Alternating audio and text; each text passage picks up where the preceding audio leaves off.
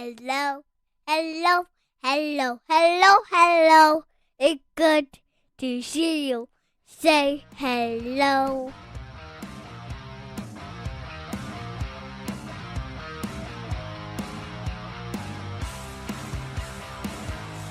Welcome to the Huskies Hockey Podcast. Weldie and Andrew here, sitting in and talking about the women's series. First and foremost, as the men were off here this week. So the women are going to get the full recap as they were able to salvage 2 points on the weekend against the Minnesota State Mavericks. I was able to go to the game on Saturday. Couldn't make it to the game on Sunday, but Saturday, and they had the Phil the Herb event, which I have a couple of thoughts on. But overall, I had obviously a lot of fun, and it's always nice to get a thrilling overtime victory for the Huskies. Andrew, you were out. You even had a little bit of a road trip yourself, going to a game that your team wasn't involved in. I did. I took in that Arizona State Omaha toilet bowl matchup on Saturday. We can get and judging by your Twitter feed, they lived up to it. It was a game of hockey. I will say that. Game of hockey. Well, we'll put a pin in that for now. Let's get back to the women's series and talk about these games here. Friday saw Minnesota State with a 4-1 victory. Avery Farrell, with her third of the season, was the lone goal tally for the Huskies. 1-0 Mankato after one. It stretched the lead to 2-0 when Jamie Nelson potted her first of the season. Avery was able to tie or get it within one.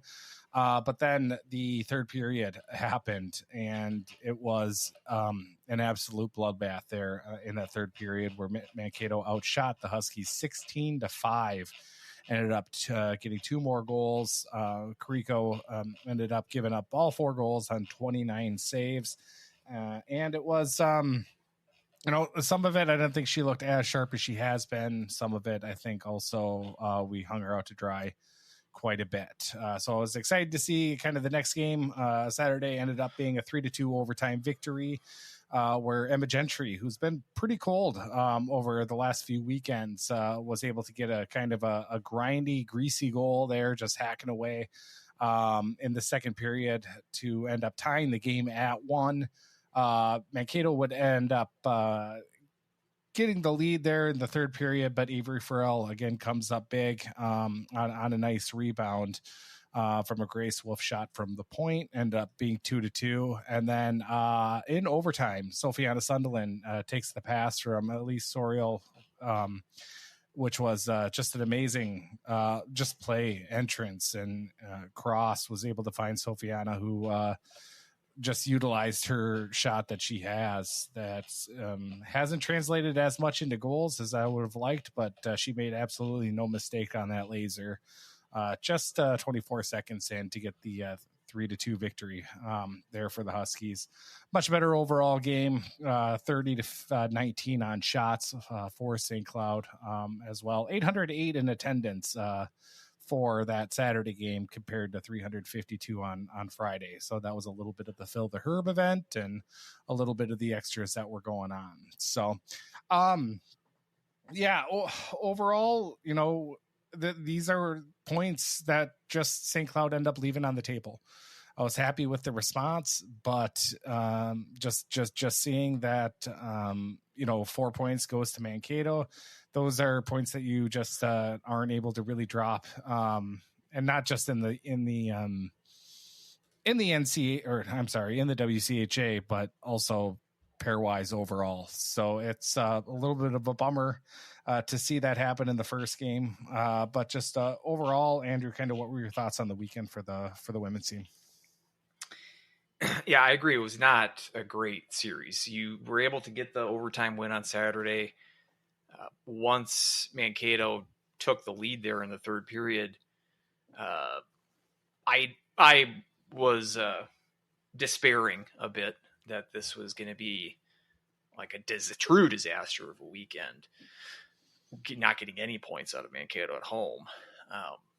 You were able to tie that game and win it in overtime, which obviously is better than the nightmare result, but still getting outplayed to the extent that you did against Mankato on Friday. I mentioned this on Twitter. It's enough for me to kind of get off the bandwagon in terms of the tournament aspirations I had for this team. Because I think the threading of the needle to try to get 5 teams in an 8-team league in an 11-team field was going to be challenging enough, even if you took care of all of the games against the lower 3 teams, presumably in the conference. Even if you ran the table there, that in and of itself, you've already got one blemish on that because of the shootout loss at St. Thomas.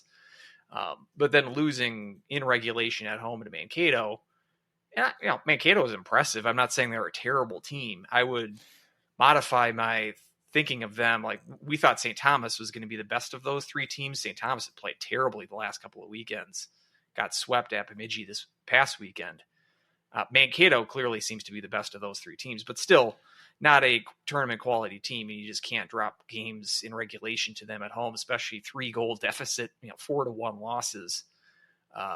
And as you mentioned, the third period, it's almost like they were rubbing off a bit on the men's team, playing such a bad third period there on Friday. Obviously, the effort and the result was better on Saturday, but still, just to get 2 points out of 6 is not great Bob kind of weekend.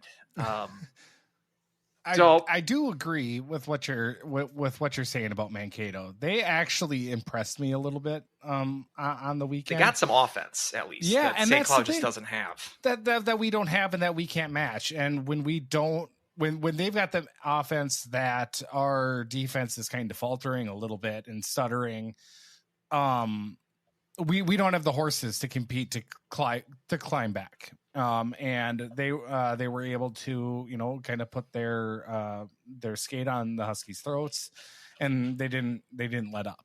And that's where, you can tell when they shoot to score, and shoot to really create chances, where I think a lot of the times where the Huskies do end up getting some shots and some quality chances, sometimes it's just feathered right into the bare basket of the goaltender. Maybe found a bit of a weak spot on Karika with 2 high shots that beat her, and then a couple of grimy goals of theirs that I know Idalski was not a fan of giving up those goals. I feel like the defense could have cleaned that up a little bit better, prevent those types of goals. It's those kind of goals too that we've been missing from St. Cloud's perspective, and it was great to see Gentry get off the schneid. Yeah. But also to get that type of goal. It's not a highlight reel goal, obviously, but she's a player who you can tell has been frustrated. 10 games without a goal until Saturday. Jeez, was it 10 games? I knew it was a couple of weekends. I didn't know it was 10 games. Oof. Yeah, it was. I tweeted out 3 goals in the first 3 games. 4 goals in the first 3 games, and then none. That's right. Until Saturday. Just 1 assist in those 10 games. Now, she's played better than that. I would still think that she has the best amount of quality chances in those 10 games than anyone else on the team. One of those games got a factor, and she was gone for half of it because she got kicked out against Ohio State. But still, she's been a noticeable player. It's not like punch, though. She did. Yeah, she's generating chances, but it's a lot of those first opportunity chances, and not just her, but the rest of the team. Idalski touched on this in his comments that you sent me.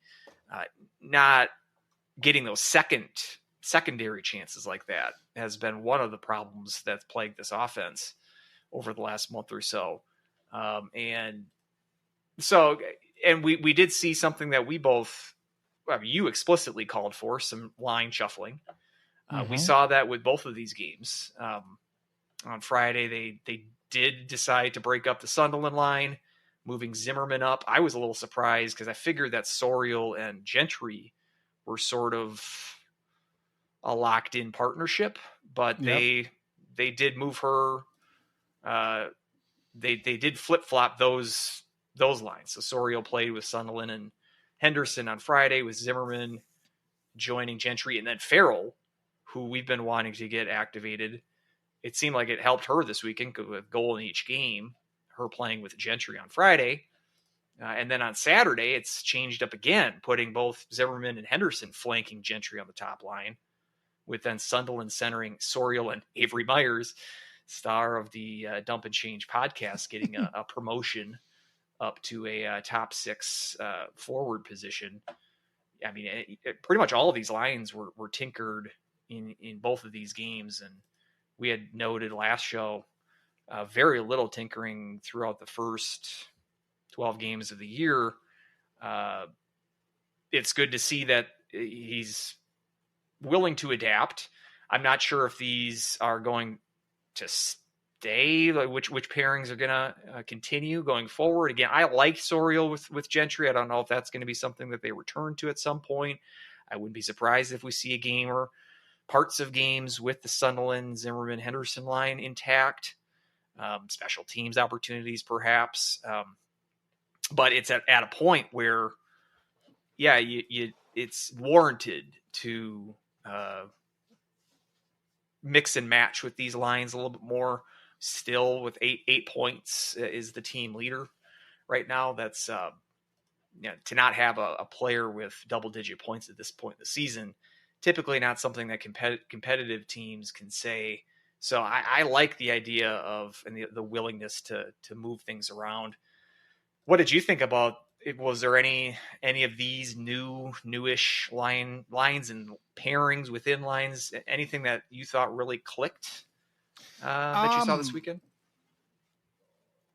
I was really impressed with actually Sorial's ability to play with anyone. I think she's such a good, kind of reminds me of Newell in a way where, she's just able to see the ice kind of in a different way. And she was able to make some really nice passes. And I think that's why, they have always kind of stuck, her and Gentry together, is because Sorial can make the passes and, Gentry, is not shy of shooting the puck by any means. But to see Sorial on that line also with Sunderland, you see some chemistry there. They hook up for the game-winning goal on, again, a very nice crossing play. Granted, it was 4-on-4 after the penalty just expired. 4-on-3 with an asterisk. It's not going to get a power play chance, but it was seconds after that penalty expired. So. Yeah, I mean, I was happy with her play and, getting Avery Farrell going too. So I like that just we have some options. And if we're stuck in this rut where we're getting 0 to 1 goals per game, we've got something to see. Okay, this has worked in the past. Maybe we switch it up here. And especially if we got Minnesota here on the horizon, that's going to be a team that can press up and down the ice and definitely run up the score. I mean, they 8-2 against Mankato earlier this season. So, but that's where kind of I was excited just to see some kind of changes. And you were talking about the post game, and I wanted to send that to you just to kind of make it a point. I just found his Friday comments so incredibly poignant, and I don't want to say mean, but I just found it completely opposite, completely 180 from Brett Larson, whereas Idalski is not going to mince words, and how he is able to just kind of hone in on something and press it and just be like, we don't have the skill and we're not creating chances and we are not sticking up. You can't tell me why. That was an embarrassing third period that we played. It was just, I felt like I did something wrong. He was scorning me for how the team played, just how he directed it. And I was just thinking, there's no way you would hear Brett say something after that. And I'm not saying that Idalski's or Brett's is a better way. It's just because it's two completely different tactics when it comes to it. And I found that especially interesting because, maybe I'll pull back the curtain a little bit more. My wife and I, had a little bit of, or I had a little bit of a tough night with my son earlier today, is putting him down to bed. He wanted to sleep in Will's bed with him, and basically Will's originally said yes, but then changed his mind to say no, so we have to respect his decision. And Luke just had an absolute meltdown. And I was trying to be direct and to the point and trying to be poignant. It's that good cop, bad cop kind of persona here. And then my wife comes in and says, your tactic isn't working. I'm going to do my way. And of course he calmed down shortly afterwards. But it just found that interesting to see the juxtaposition between how Brett handles his team. Assuming that's how it was. I mean, first off, I should ask, would you think Brett Larson would have those comments? Well, it's funny that you sent me the YouTube links. I'm generally not a coach's press conference kind of guy. I feel like my eyes glaze over after about 30 seconds of cliches. I will say I was more absorbed with Idalski's comments because they were fresh, strident, not glazed over with a layer of BS and coach speak.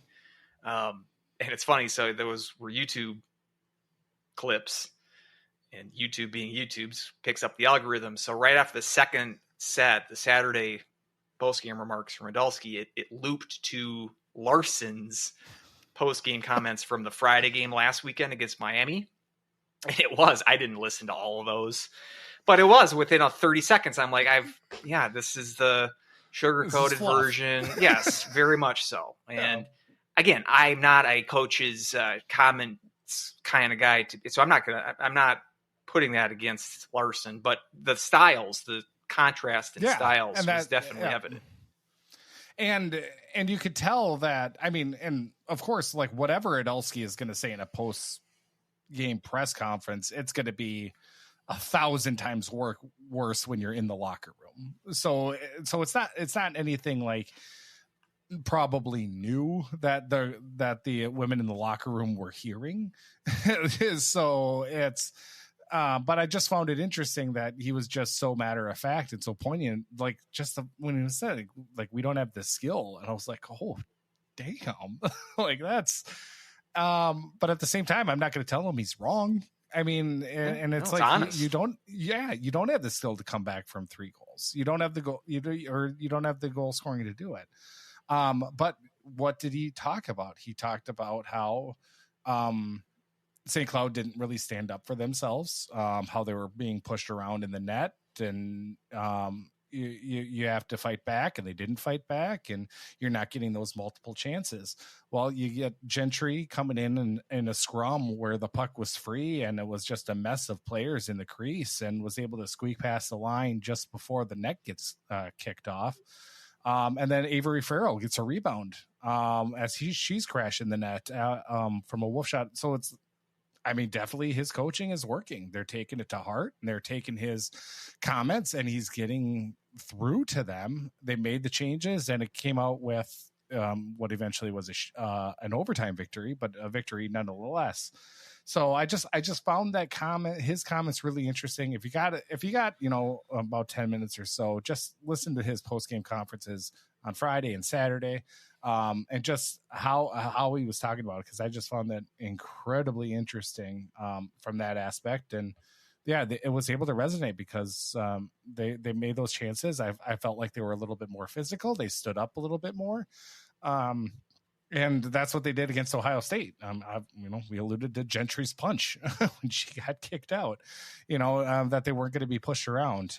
So it was good to see that reaction after Friday's game, especially that third period, which was just, kind of a little bit out of left field, because where I'm saying that Mankato, I think, is a solid team. I still don't think they're top half by any means. And they're still beneath St. Cloud. I would say on a normal, if you play like a 7-game series, but I mean, this isn't the also rans from a few years ago. So it's, it was really interesting just to hear those comments and see kind of the result of what happened out on the ice.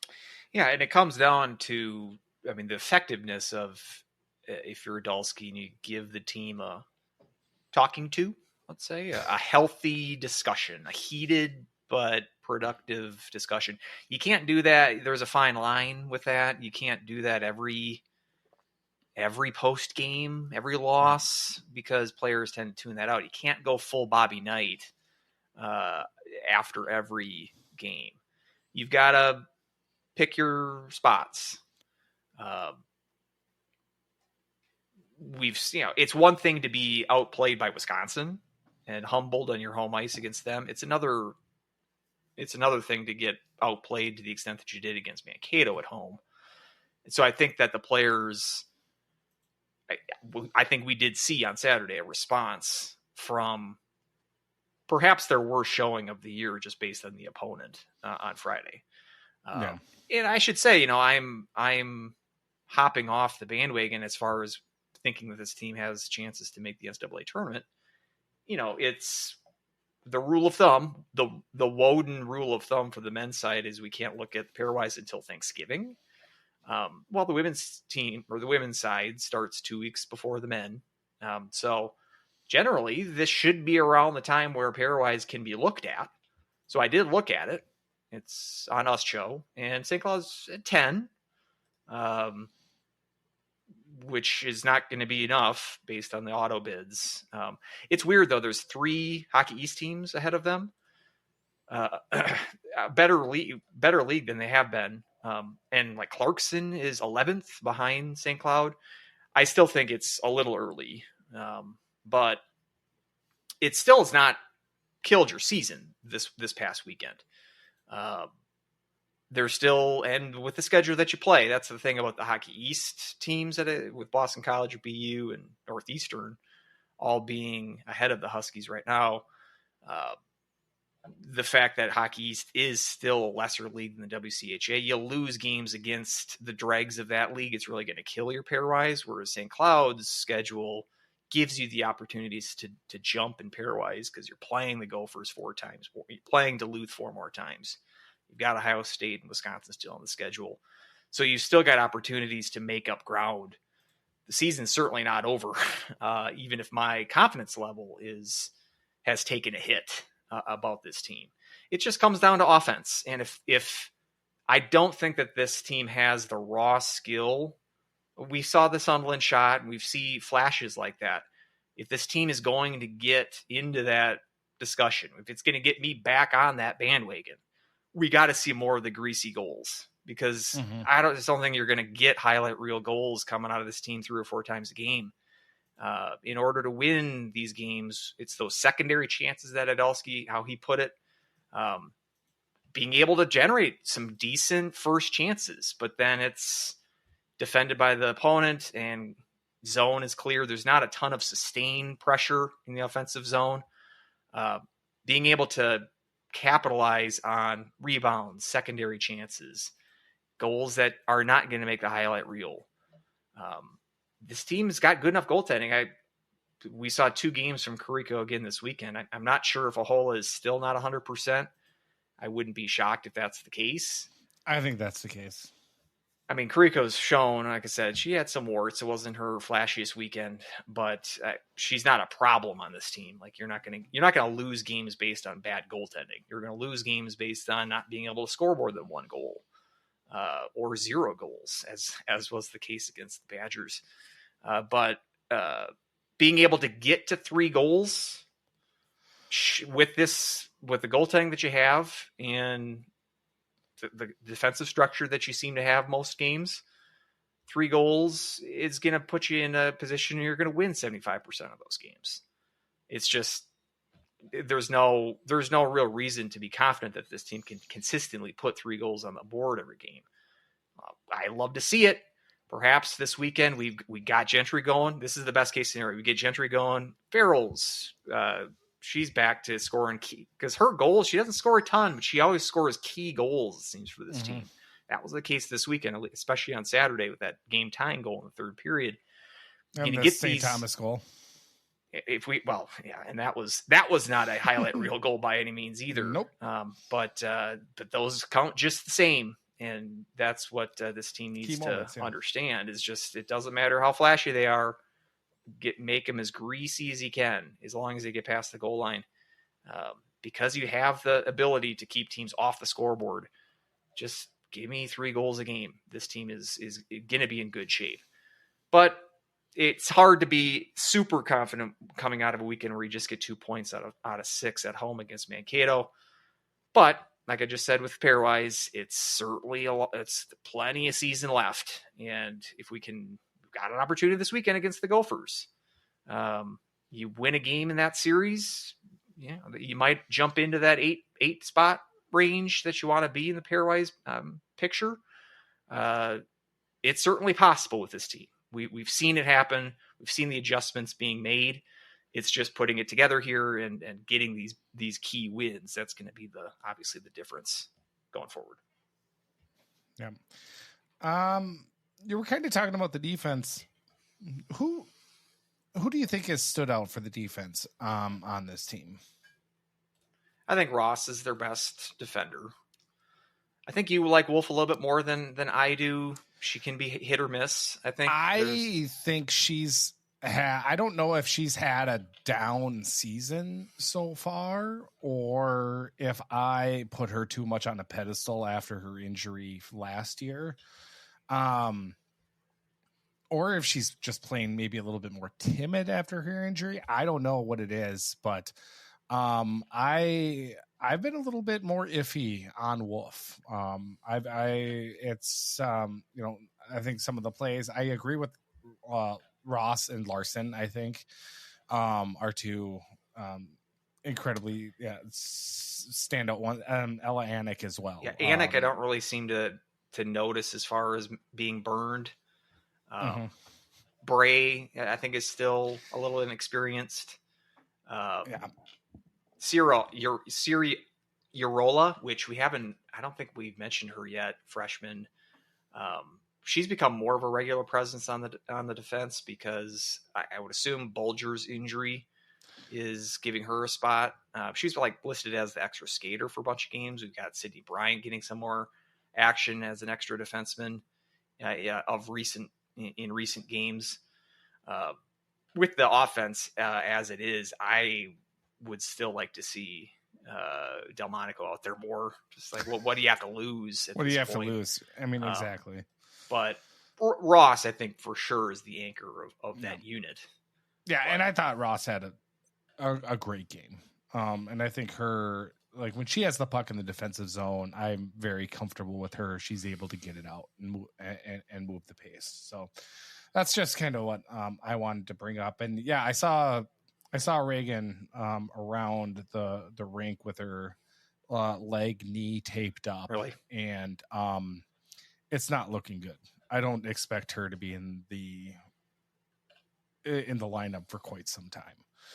It's tough, right? Because I believe she was injured all of last year as well. She was injured all of last season too. And she was limping around the National Hockey Center. So that's not good. Yeah. So that's a bummer. But I wanted to give a couple thoughts here about the Phil the Herb event, and I didn't really know it was an event. And I didn't hear any media. I didn't see anything plastered about it until the Dump and Change podcast that came out when they had the Wisconsin goalie on, which was an entertaining podcast. But again, I'm still catching up. McNaughton? Which Wisconsin goalie, or was this a prior Wisconsin goaltender? No, it's McNaughton, because she's the transfer, right? No. Who's she was freshman last year? Shoot, you're gonna make me do this on the fly. The transfer from did they transfer from? I just watched the podcast too. You can edit this out. Yeah, we're fine. People love hearing how the sausage is made.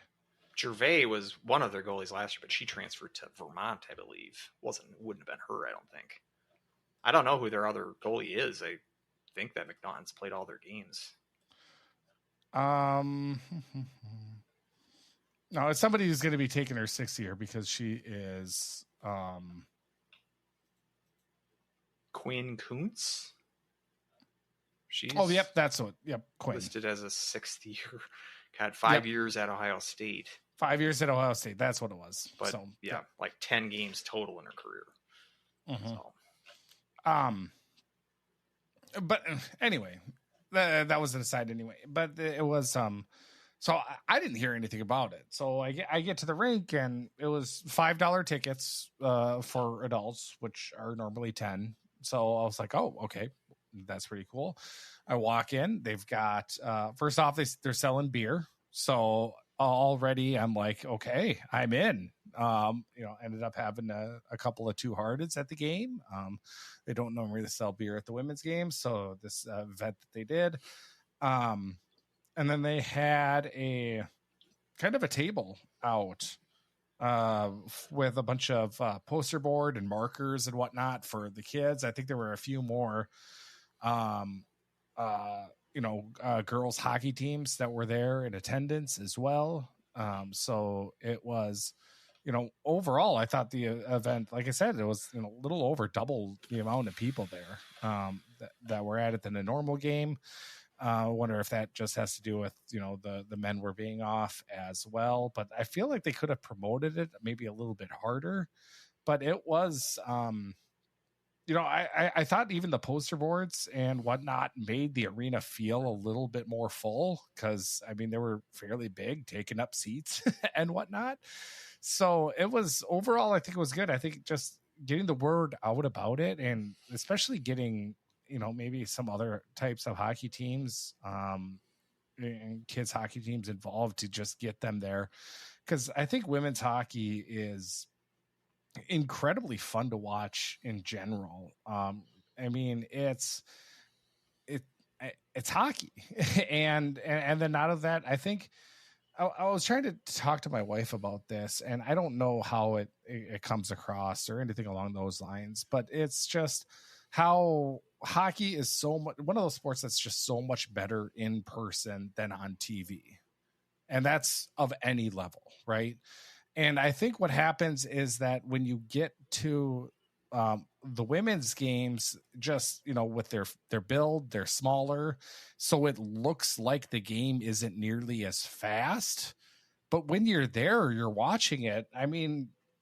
The women, they're moving up and down the ice and they're playing a heck of a game. It's still incredibly physical just because body checking isn't quote legal.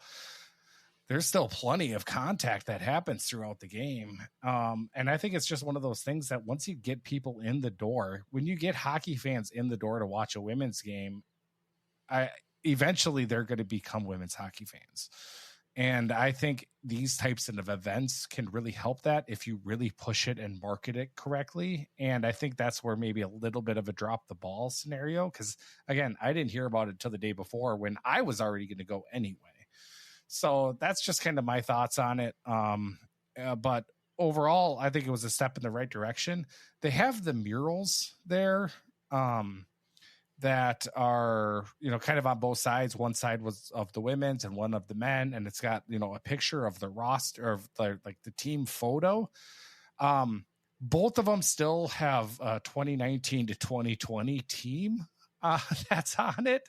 So they could update that picture, I think would be a good step. I think that's a kind of a bizarre choice. We get that COVID happened, but I think we can update that picture from 5 years ago. So yeah, agreed on all accounts. You should have a pack the Herb event for the men's side too. That could use some packing as well. That could use packing. They don't need a promotion to pack the Herb. That would be a good idea. Well, and then the promotions, they have flash sales, and again, it's flash sales, but you don't get the time to get the word out.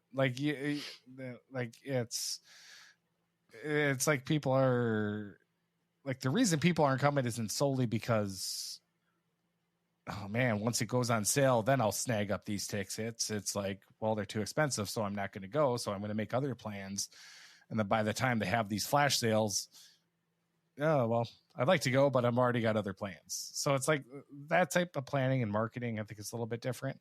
Now, Wisconsin's Fill the Bowl, when they have that about once a year, when they fill the Kohl Center, when they play a game a season there, those are $1 tickets. So that's Really? a little bit, yeah, when they have that event. And they'll pack it.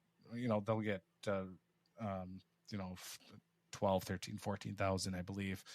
That sits at the Kohl Center. So again, I've asked this because I don't know if this is still the case. I don't know if you know this, but I know when I was a season ticket holder for the men's side, I got a free ticket for all the women's side. It was like a card that you got. You could go to all the women's games for free. So I don't know if they still do that. You feel like it's kind of like the men's side. Do students still get it in for free as well for the men and the women? Yes. So I mean, there's something there, like you can't lower the price any more than free, because I don't know. It's been a while. Again, watching from TV is one thing, as you said. It's not the same as the in-stadium experience. But with the men's side, again, like that Miami series was pretty sparsely attended. Now, to be fair, in this instance, it is hunting week opener. Yeah. And hunting opener is always a low draw. Now this might have been a little bit lower than average, yes, but I will say they got 3,000. I looked at those. I don't think for Friday game they did, which is pretty bad, even for hunting. Even for hunting, it is bad. But I will say that hunting opener is usually sparsely attended. Or at least they got 3,300 and change on Friday and 3,200. Actually, lower on Saturday than Friday, which is weird. Usually, for some reason, I thought I saw it said 29. Maybe I thought it did too. I thought it was, and I can't remember. Made a correction. Yeah, I am getting these off of College Hockey News, so that might be inaccurate information for all we know. But yeah, I mean, we can get into this. We've got a segment later in the show about changing economics of the sport with the Bees, our favorite AIC team, announcing it's shuttering or at least dropping down its hockey program from the D1 level. I don't think the situation is as dire as that in St. Cloud, but if things don't improve 10 years down the road, we might be having those conversations a little bit more seriously. So yeah, getting interest, driving interest, getting fan engagement, marketing. It's certainly things like what you're telling me now is that they could be doing some things to improve those outreach kind of efforts. But at the end of the day, it's getting people to show up, generating interest by, I don't know, team performance is generally a good correlation there. But even with St. Cloud's men's teams, when they were doing those number one overall seed years, it's not like those necessarily translated into great gates, even during those seasons or even the season after, which is usually when you get you get that bump.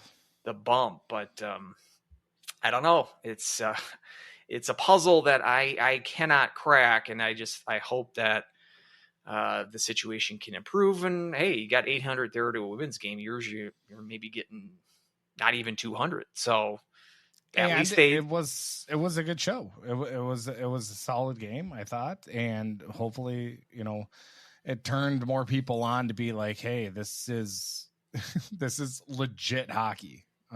Which I think again gets kind of a bad. And their biggest draw is generally against the Gophers. A lot of that, I'm sure, is Gopher fans / parents that are coming up for the games, and they got them this weekend. But so I would hope to see a crowd again, maybe not 800, but over 500. I would say is usually they'll draw with the Gophers.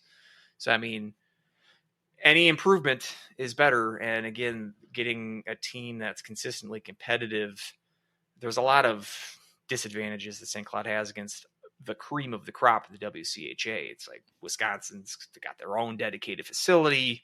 They've got a long history of elite talent and success. Gophers are in that same boat.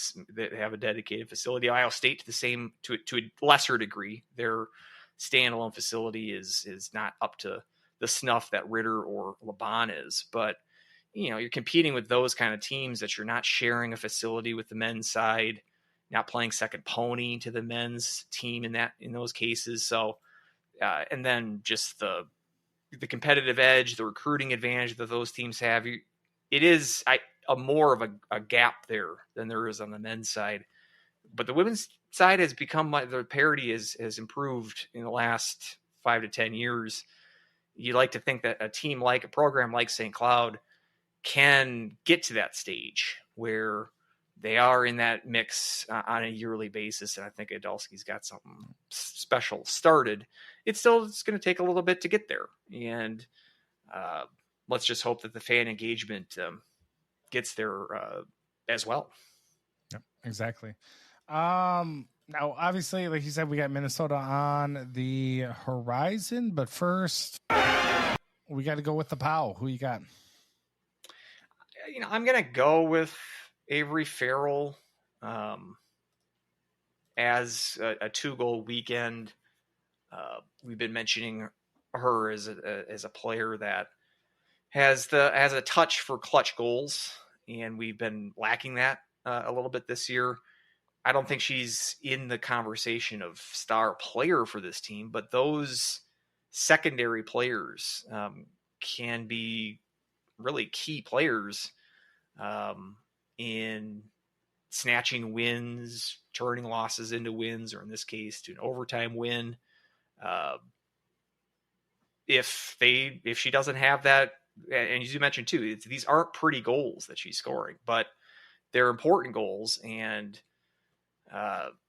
for that reason, again, not being able to get that game to overtime, losing 2 regulation wins, 2 regulation games against Mankato this weekend could have really sunk your chances. So more so, it's like this is kind of what we're not expecting 30 points out of Farrell, but we wanted something more than what she had given so far this year.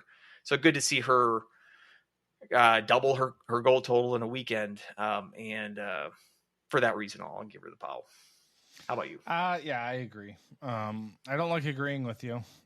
Doesn't make for. We got time to change if you want. So, but no, I think Farrell, especially because I called her out last episode too. so her shutting me up as I imagine she listens to the pod and kind of goes through all of my words and makes sure I was like, I'm going to prove that guy wrong. That's what we do. We inspire on this show. Exactly. If Idalski needs me to come in and give him a pep talk. Friday night, I put out the tweet about Gentry's goal split. What do I get on Friday or on Saturday? The next day, I get a goal from her. So there you go. Again, that inspiration that we provide is an underrated. It's something of value that we're adding. Exactly. So let's go on home and home with the Gophers then this weekend, and it's going to be obviously with the Gophers.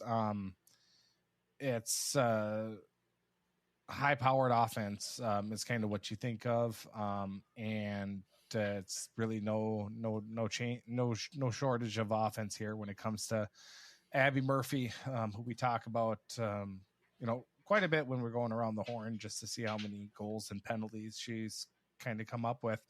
Only 20 penalty minutes so far in the season. She's been pretty well behaved, actually. Yeah, I was gonna make the crack that I think we should call it an Abby Murphy hat trick, is a goal and 2 penalties.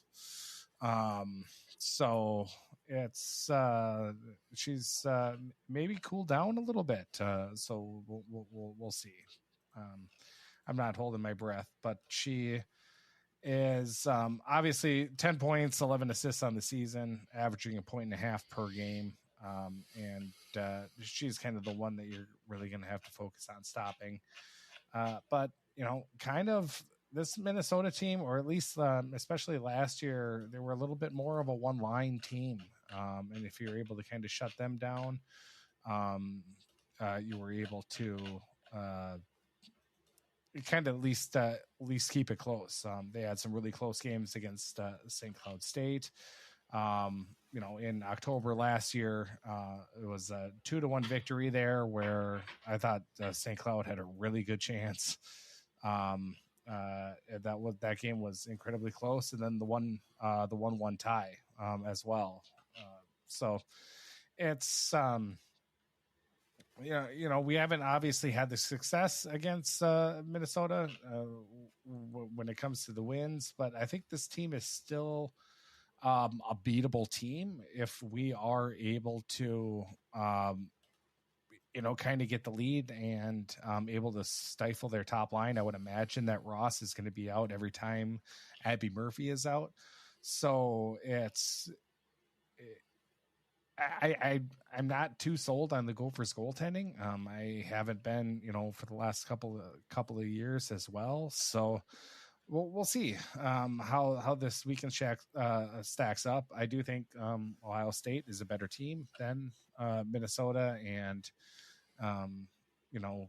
we were able to get some points out of Ohio State. So I would like to say that I'd like to see some points this weekend for the Huskies, and hope to see a lot of fans, or at least more fans there for Saturday's game. Saturday is the home game, 3 p.m. start. So hopefully you're able to make it.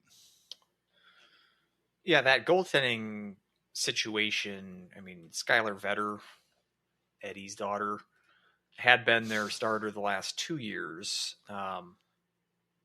With good numbers, like 920 save, which would be great, like the men's side. And the women's side is a little lacking.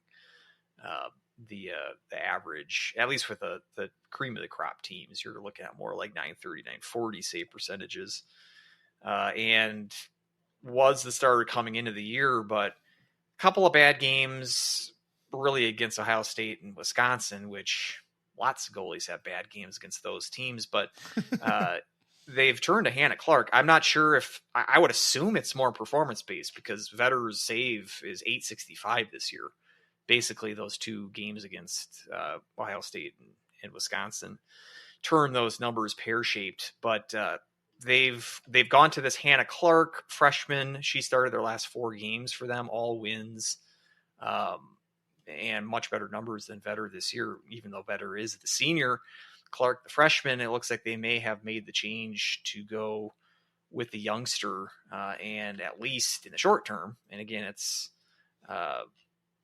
they started this streak that they're on, 6-game winning streak, one of those an overtime win at Mankato. But so, I mean, Mankato and then Bemidji this last weekend, sweep at Duluth, the most impressive result that they've had this year, really. Sweeping both games against the Bulldogs. And so they seem to be playing pretty well. I mean, they had that stretch against the Buckeyes and the Badgers that they weren't able to get any wins. They got some points at Ohio State with a shootout loss, 1 point, I suppose, and nearly beat the Badgers. You should mention that Wisconsin's dream of a undefeated season fell this weekend at the hands of Ohio State. Ohio State had almost leads. Fell the night before too. Right. Yeah, had leads in both of those games. Some former Badgers playing well against their former teams. McKenna Webster, Maddie Wheeler getting goals in each of those games for Ohio State. So you'd have to think too, if a lot of Wisconsin, their first half has been road heavy. Like they already went to Ritter. This was their at Ohio State weekend. They already went to the Herb. If you want to lump St. Cloud into that category of teams, like their second half is much more home heavy. So you feel like if they would have been able to get past the Saturday game, it might have been until the tournament where like the undefeated season might have been in peril, but it ends, the dream ends. So the WCHA standings, obviously Wisconsin still, I think the team to beat with a bullet there. With Minnesota was like the team that we disagreed with the strongest coming into the season. I had them second. You had them fourth. They're third right now, 5 points behind Ohio State, but they do have 2 games in hand with Ohio State. I still would think it's Ohio State is the better team. They've righted the ship. It really looks like I think that we're headed for a third straight Wisconsin Ohio State title game this year. It would not surprise surprise me if that's how it ends. But the Gophers, I think, are a solid team, as you mentioned. If they're figuring out their goaltending situation on the fly, that makes them that much more of a tough team to face. You mentioned that top line with Murphy, and then we've got Uber and Bovang, too, are players that have played well against the Huskies in the past. I'm really excited to see Chloe Perverano, kind of a highly touted defender at the point, freshman. She had some experience at that rivalry series with the USA and Canada. She's got a really bright future. She's like a Caroline Harvey clone. Watch her be in the Patty Kaz conversation in years to come. So I'm excited to see her up close for this series. Murphy's always a interesting person to watch. I mean, she brings a unique skill set that we don't see a ton on the women's side. And she always plays well against the Huskies. So it's a rivalry, and putting that in quotes because it's been dominated by the Gophers over the years. What, 3 or 4 wins all time for the Huskies, something like that? Not many. When you say for the years, it's 2 decades.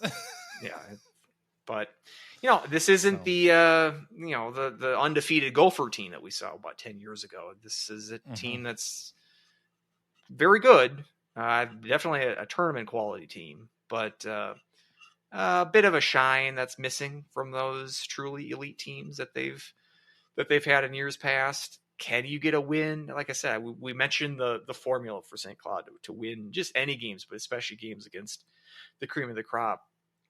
Got to play a physical game. You've got to limit the opponent's offense because you're not going to be able to win games 5-4, really against anybody, but especially against these kind of teams.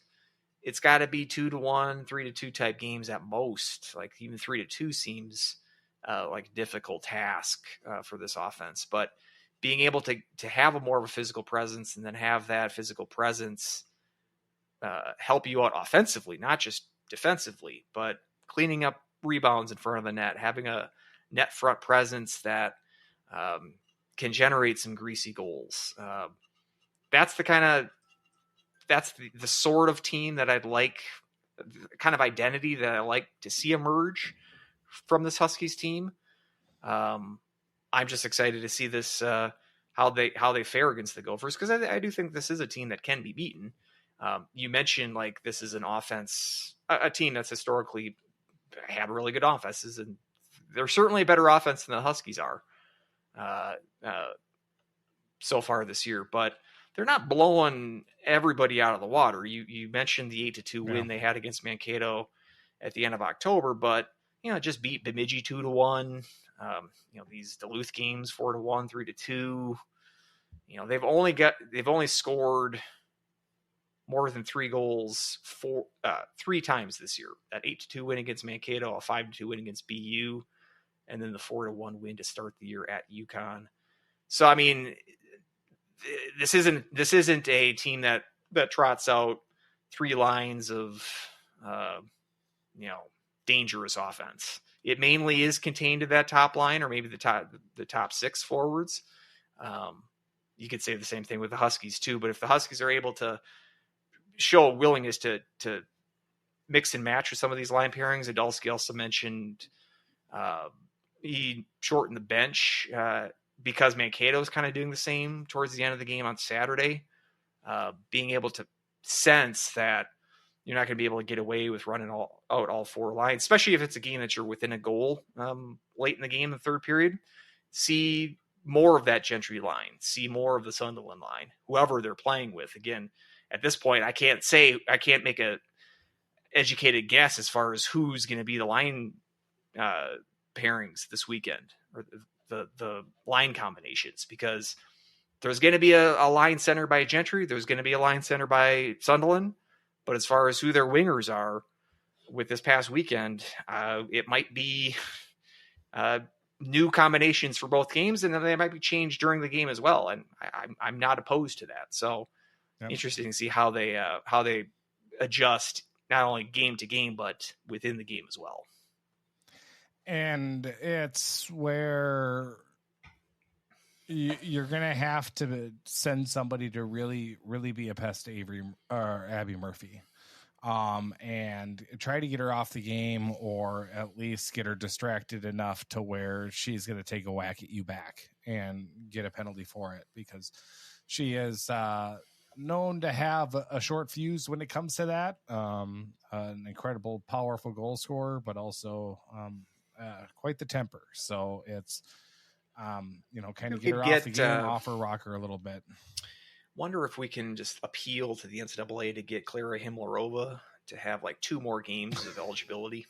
I don't think she is on Abby Murphy's Christmas card list.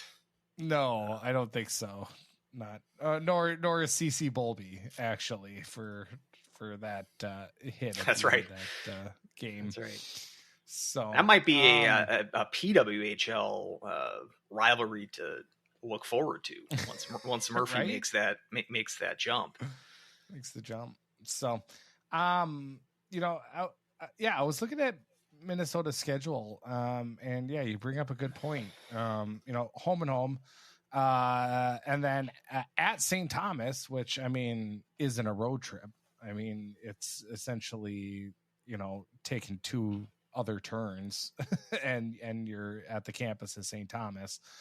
I'm surprised they're doing home and homes with both Mankato and St. Cloud, but they don't do home and homes with St. Thomas and kind of Bemidji in January. Well, that's the Hall of Fame game that they're playing. They've got the Hall of Fame game, but then they've got the hockey day. Oh, that's okay. At Valley Fair. But anyway, like. St. Thomas, again, not really a road series, and then at Wisconsin, and that's really their only 2 weekends away from, and again, you're not even away from home against St. Thomas. So it's a very, very favorable schedule there for Minnesota coming down the stretch, which, might play into them and help you, with your prognostication of a second place finish instead of a 4th, if they're able to turn those home games into wins. So again, this might be early, but that pairwise, the Gophers are actually second. I would assume that is buoyed by this non-conference schedule that looks pretty good. It might not have looked that way coming into the season with like that BU home series, but the pairwise loves BU. BU is 5th in pairwise right now. So sweeping them, that's gonna plummet.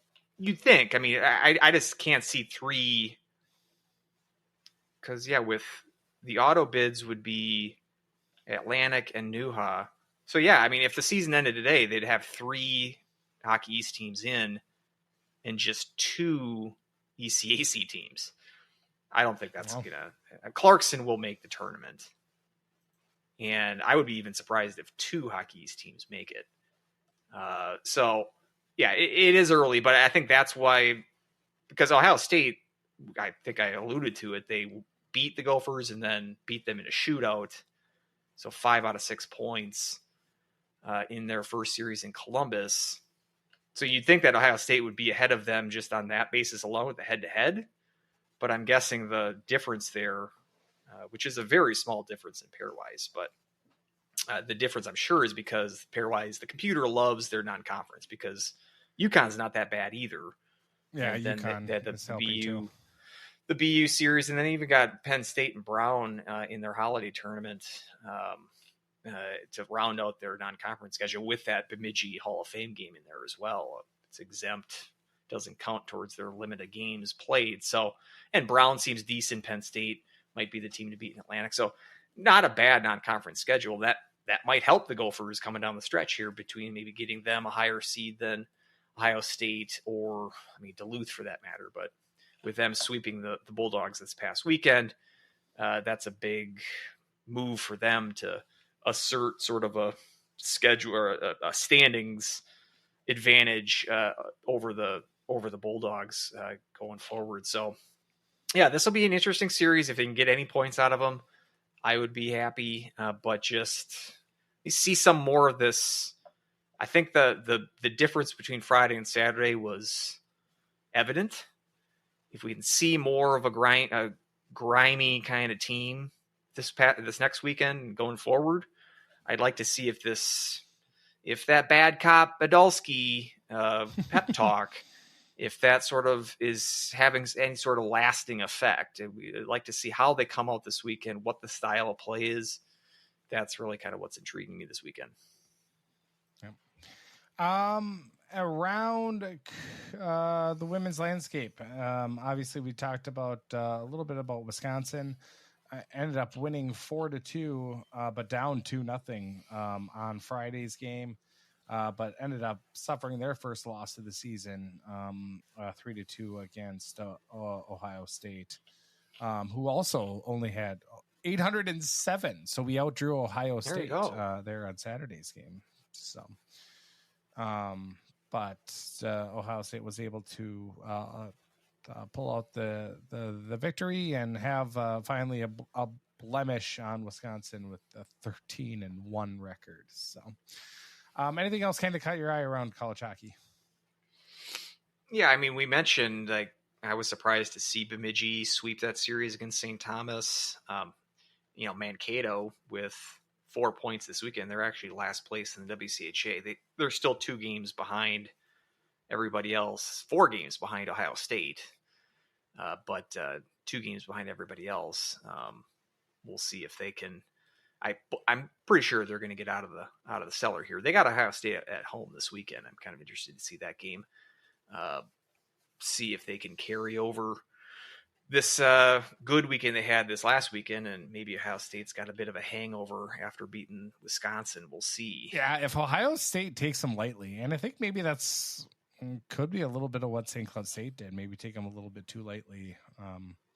Yeah, and then they had to go to overtime to beat St. Thomas as well. Like that Wisconsin loss was their first true loss. They had the shootout loss against the Huskies, but that was their first loss since that first weekend of the year, the summer series against UMD to start the year. So, I mean, it's hard to say, quietly racking up, a 12-game unbeaten streak, I think it was, 11-game unbeaten streak. So, but yeah, the fact that they're kind of in the shadow of Wisconsin might make them that much more dangerous. They're still a team you can't sleep on by any means.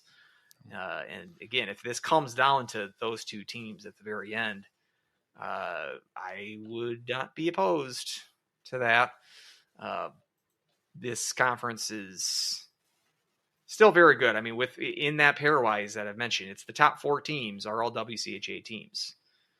With Duluth, they're at 4th with a 6-5-1 record. But good quality wins with those 2 wins at Ohio State, beating Colgate as well. They're making their wins count. That's for sure. But it's just interesting to see how Hockey East has been better than expected, but I still think this is a mirage in terms of with Northeastern, Boston College, and BU all being in pretty decent position. I feel like there was going to be bad losses for those teams against the Hockey East opponents. So I would expect that to sort itself out. Same with ECAC. It's a better league than Hockey East, and I've got to imagine that they're gonna assert their dominance over the East here in months to come. But still a deep league that the ECAC has as well. So it's we're at a point in the season, like I mentioned. I'm talking about the pairwise now. And so we're getting into the point in the season where that can come into play. Nope, not going to hear it out of me. So you can carry the pairwise talk. I will pass on that. It's just a guide. It's not. Well, it is pretty important, and so not just a guide, but. I'll look at it, but seeing as that there's 3 Hockey East teams, it might be a week too early. But generally, the rule of thumb is Thanksgiving you can start looking at it. So, which I still don't subscribe to, but I know that Woden's- has become the Woden's common. done the math. Yeah, that's 75% of the field Woden's set by Thanksgiving. Yeah. Just St. Cloud State last year kind of ruined that for me. So on that segue, let's switch over to the men. Men who were off. A couple of men's players I did see at the game, at the women's game, so it was good to see them there. Most of them dressed up in suits too. I'm like, God, it's not even your game. God, you're all dressed into the nines. I like it. So let's hop over as St. Cloud. We will go ahead and preview this next series as we tackle on Colorado College in Colorado Springs at Robson's Arena. So, Colorado College, obviously, for the past how many years, St. Cloud State has really dominated this series.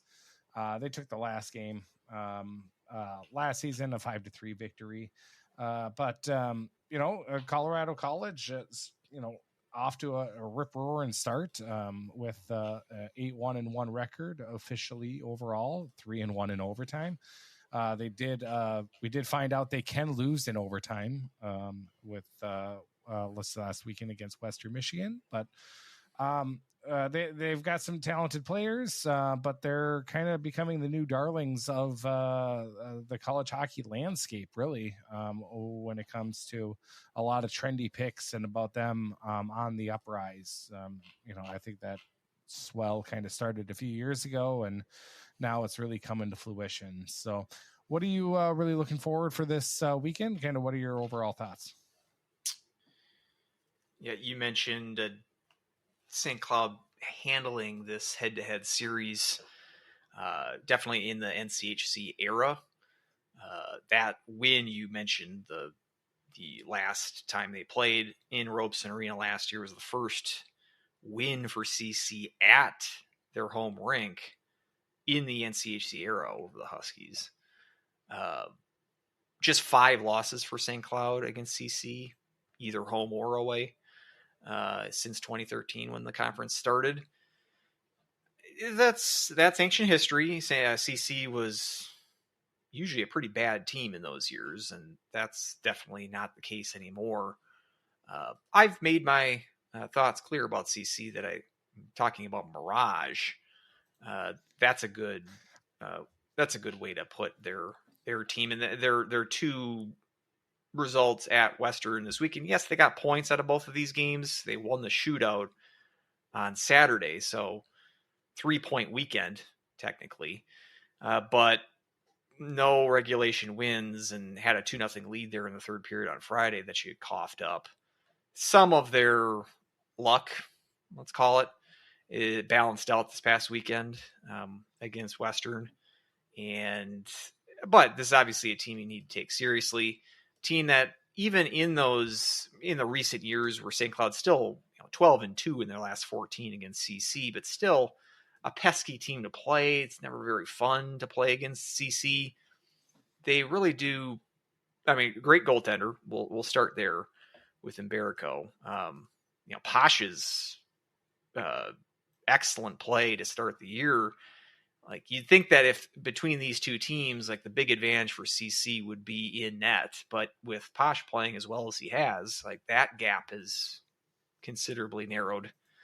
Because I do think St. Cloud has the talent advantage on a whole over CC.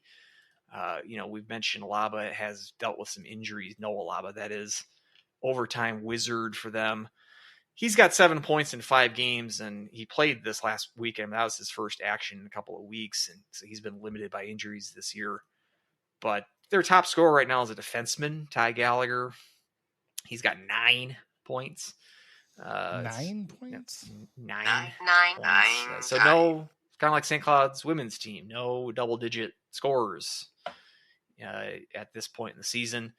Gallagher being a BU transfer, good player. I saw him this past week. I took note of him this past weekend. So, and so you've got guys like Gleb Vremyev. We've mentioned him. Zachariah Wisdom played well against the Huskies last year. He's got like a touch of whenever he scores, it seems to be big goals for them. Like last year, they had a bunch of guys like 20 points. They're not like a team, even with Laba, like they're not a team that's going to dazzle you offensively. I do think that they push the envelope in terms of obstruction, clutch and grab. They push that envelope as much as you can, and that's I think one of the reasons that they really frustrated the Huskies out in the Springs last year. So it's a physical team. It might not appear that way. It's not like they take a ton of penalties necessarily, but they're a team that's hard to defend, and especially like in the neutral zone, it's hard to easily gain the zone against this team. And so keep an eye on that this weekend. Just as far as possession goes against this team, they're going to cause you fits. And with the goaltending that they have, they don't necessarily need to put up 4 or 5 goals a game. They are in that mold where they're built to win the tight 2-1, 3-2 type of games. So, I mean, like I said, I think St. Cloud's got more talent than this team is. I'll say I think they're a better team than CC is on paper. Now, you don't play the games on paper, but even though St. Cloud's history there in the Springs has been dazzling the last decade, I don't think that this is a weekend where you can say, yeah, you're definitely going to win, a majority of the points this weekend. I'd be happy with a split. But I think if there is going to be a team that's going to take the majority of the points this weekend, I'm almost more confident the Huskies will. Now, rewind back to last show that we had talking about St. Cloud. There's definite areas for this team to show improvement, namely power play, namely third period play.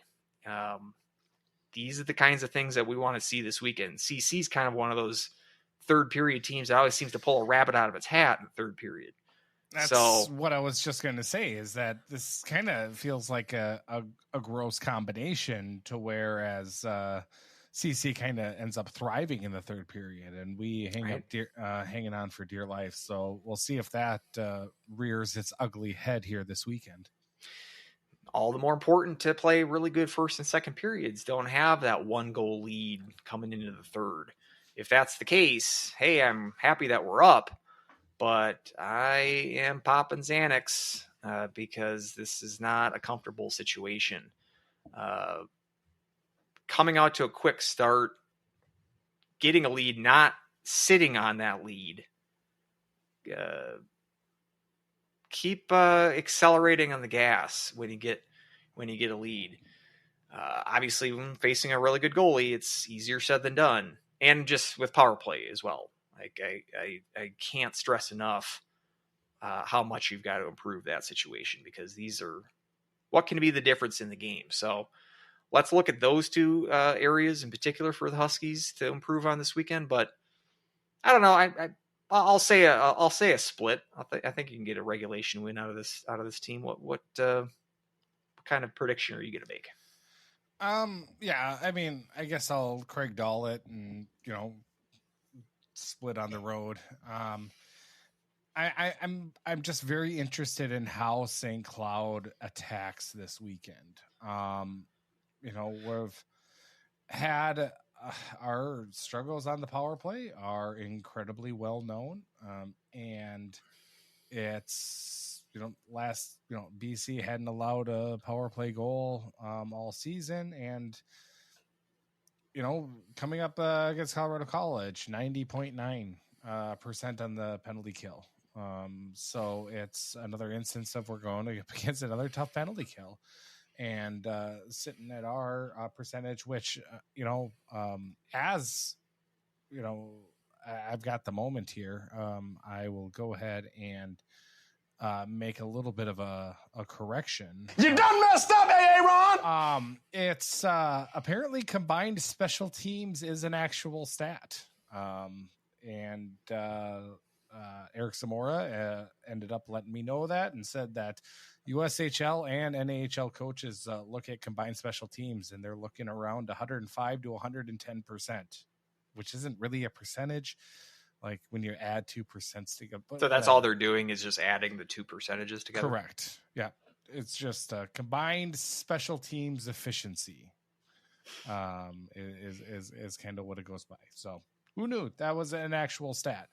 But looking at that for Colorado College, their combined special teams efficiency is about 111 with a 20% on the power play and 90 and 0.9 on the penalty kill. So it's just that seems like a recipe for disaster for the Huskies, but that's, you got to break out of that sometime. I have to assume we're not going to be sticking around the low 10s, high 1s when it comes to the special teams for the power play. So I'll be interested to see how that all shakes out. But both teams have been incredibly stingy.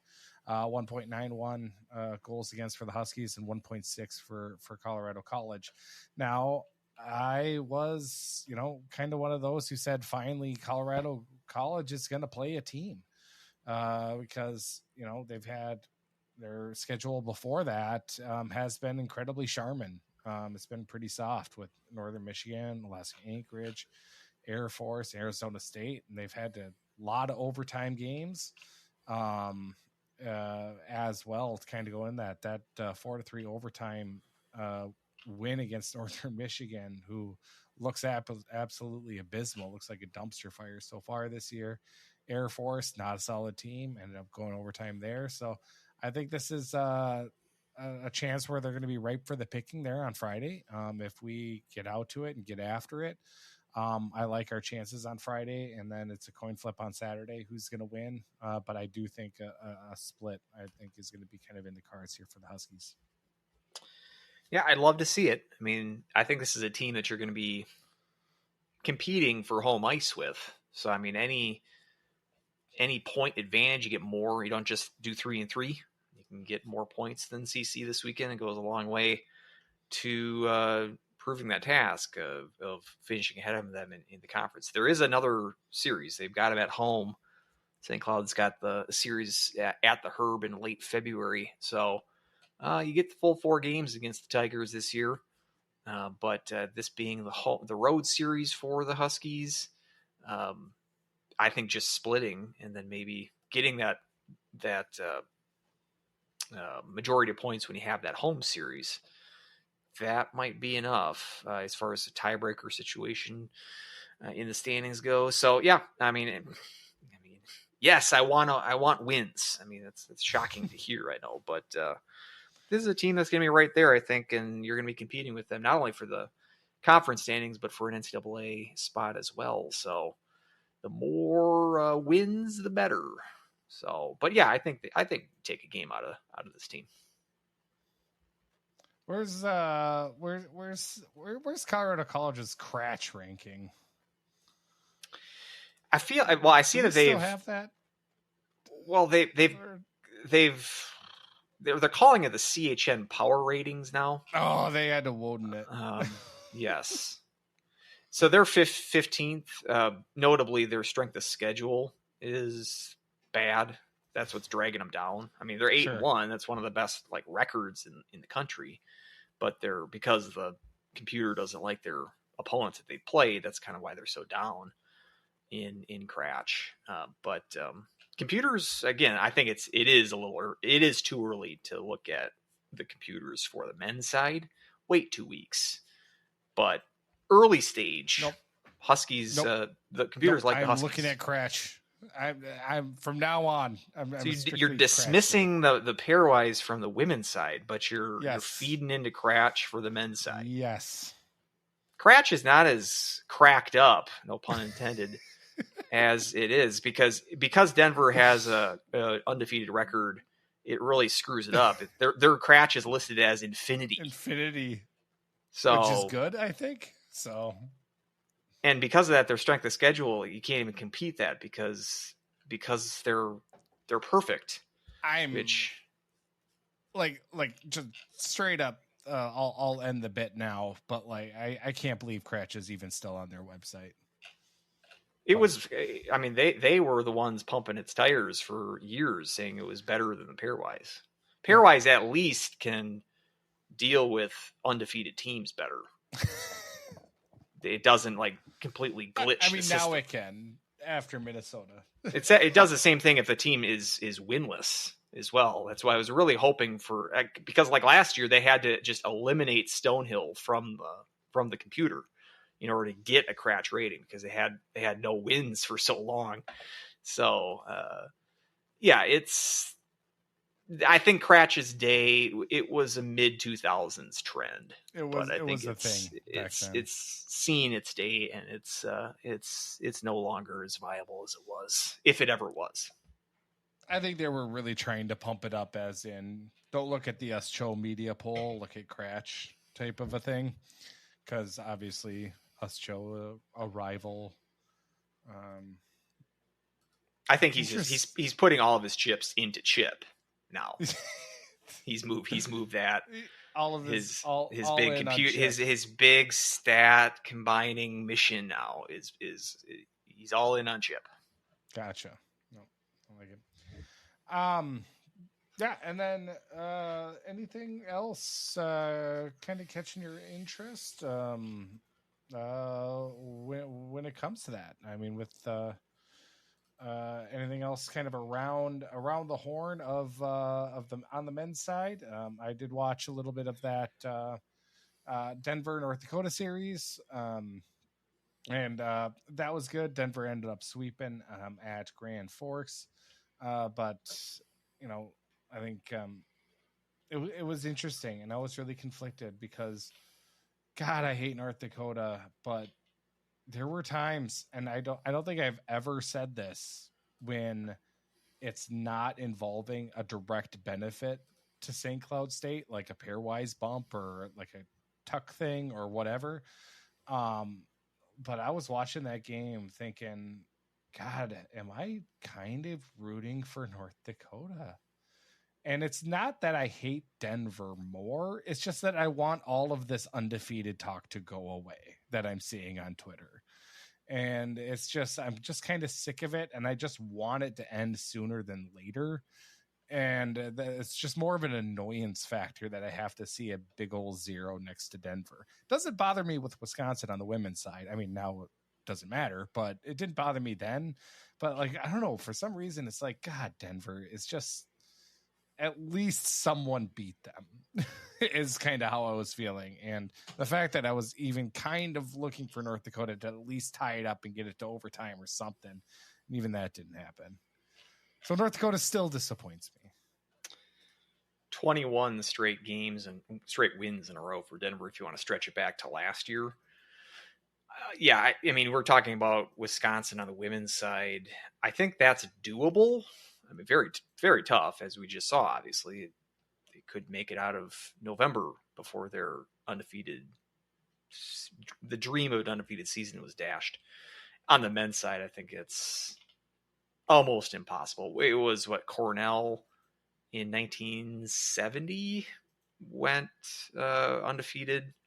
I mean, they're Ivy though, so they're only playing 29 regular season games. For Denver, who's actually playing above the maximum because they got the Alaska exemption, they're actually taking advantage of it this year. So they're playing 36 regular season games. Playoffs, we were talking about if they run the table, they'd have to win 44 games, I think. So, yeah, they'd have to win. They'd have to go 44-0. I just don't see that possible in today's game. And not in today's game. So, yeah, I mean, I was thinking about this was last week when you're talking about you still think Denver was the top team, but you were kind of like play somebody. And I was thinking, well, God, BC, if you're thinking that with Denver, wouldn't you want, like, you'd give more credit to BC because they've played a much tougher schedule to that point. That's a bit of a shine off of that because they lost a game at UConn this weekend. But, you know, BC's wins include games against St. Cloud. All it takes is just Fowler to punch someone in the face. That's right. He got suspended for that, I believe. He did. Saw that. But they've got wins against Michigan State, 2 against St. Cloud, 2 against Maine. I mean, the quality of their wins were much better than Denver's, but Denver's now got a sweep at the Ralph on their resume. So, I think they'll take care of Arizona State this weekend. They've got Western in the first week of December. I'll call that. I think it'll end there. Western will win one of those games, I think. But yeah, I mean, I'm not. Watch them go undefeated until UNLV, and they drop the exhibition game to UNLV. They will win that game by 10. Maybe we'll have to have a bet on that. Man, I'm taking the over. The thing is, like, who's playing in that game for Denver? Like, I wouldn't even put Matica out there. I wouldn't put Bouillon out there. We're probably going to have some guys at the World Juniors, I would imagine. Like Polkamp, is he still eligible for the World Juniors? I mean, it's going to be. I don't know. We should probably have Baskin on closer as well. Again, I wonder if to have him back on, because their big non-conference series is at Maine first weekend in January. But as I just mentioned, they might have guys at the World Juniors. Maybe the dream ends there. And their coach. That's right. That's right. So Carl's out for that series. So maybe it'll end there. But I'm going to say it's going to end before that. UNLV. Denver looks really good again, and I am not. And you know what? Actually, I'm looking back. I think I'm still ticked about the end of last season. I think maybe that's what it comes down to. And maybe it's just the fact that because we lost that game 5-4 in overtime. Oh, at the frozen face-off, yeah. Yeah. And it just, like we led or were tied the entire game. And, just they were able to, I don't know, always answer and always have, something else like, and then we, so we pot 4 goals past them. And then since then they haven't allowed more than 2. Because they had that heck of a run in the NCAA tournament where they didn't even score that many goals, but they didn't give up nearly any. It turned into Duluth. We're just going to play 2-1 games. Yeah. And then all this season, they haven't allowed more than 2 goals as well. So I think maybe that's a little bit of irks me too, is how, we were able to get the puck past them and they were still able to answer, and nobody else has, since us. So maybe that's a little bit too. Yeah, they're very good, and they're always very good. They're just exhausting. They're just annoying. Yeah. This is see some fresh blood, but the Blue Bloods keep churning them out. And apparently Matt Davis is like the best goalie ever all of a sudden. So, yeah, I don't quite get it, but this is the world that we've chosen to live in. So I suppose we can take solace in the horror that Denver is probably going to be right there at the end for another season. I forgot to mention the when I was talking about the power play and St. Cloud's power play troubles. I posted a couple weeks ago that it was like 19 or so players have more power play goals than the Huskies do as a team. And then since obviously the bye happened for us, that number's now up to 26. So 26 players have at least 3 power play goals, 3 or more power play goals, as much or more than the Huskies as a team. So that's fun. Yeah, not great. 7 power play goals for Thomas Friel of Maine. 7 total goals. I know, I see that. So 7 goals all on the power play. So that's nuts. Get him transferred over here is actually what we're saying, or what I'm saying. What else did we see in the conference? Duluth, they're not going to do a no-win November. Yeah, sorry, Dan. No-win November is off the table there after sweeping Miami handily, a little too handily. With how makes St. Cloud's 5-point weekend against Miami look worse. Yeah, exactly. If Duluth can walk in there and mean, they had to come back from a 2-0 deficit on Saturday as well, but still won by 5. So, yeah, Miami, news alert, not good again. I mentioned there was a hockey game in Tempe with Arizona State and Omaha. Omaha did it again. Talk about pulling rabbits out of their hat on Friday. It's getting 2-1 shot advantage. Exactly 44-22 were the shots. That was on Saturday. I'm sorry. It was very similar on Friday as well, though. Omaha was on their way to 43-23 were the shots on Friday night. On their way to not getting another regulation win, but they scored a goal with about 3 minutes to go. Added an empty netter. I think that's about right. Sounds about right with those two teams splitting.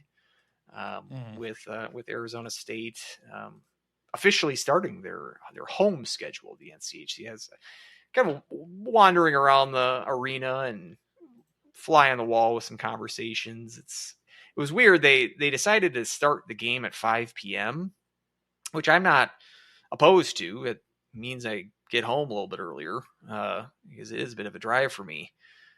But their football teams had a game playing. It was a road game, so it wasn't a home game. But still, the football team also started at 5. And I was looking at Arizona State doesn't start Saturday games at 5 too often. So it's like, why would you start your hockey game at the same time as your football team, who's apparently they're having a good year and they beat Kansas State pretty handily, who's a ranked team. So there was like a guy that was next to me at the first period, and he was on his phone, more paying attention to the football game. I think that kind of depressed attendance a little bit. It was a decent atmosphere, but it was maybe 75% full. But it's like, I don't know why you would just pick the same exact start time as your football team. That seemed like a bad idea. But there was some chatter about, NCHC and what's that? And, I thought they were in the Big Ten, and some misinformation floating around casually. Not as many Omaha fans. I mean, they had a pretty decent crowd there last year when they played in their holiday tournament. Maybe it's November's not bad enough weather for a trip to Arizona to look appealing.